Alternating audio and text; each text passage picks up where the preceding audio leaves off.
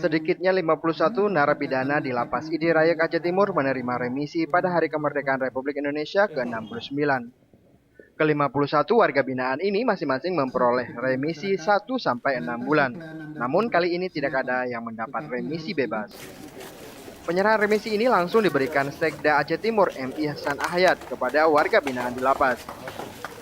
Kepala Lapas ID Raya Yusnaidi menyebutkan, pemberian remisi ini berdasarkan keputusan yang telah ditetapkan Kementerian Hukum dan HAM.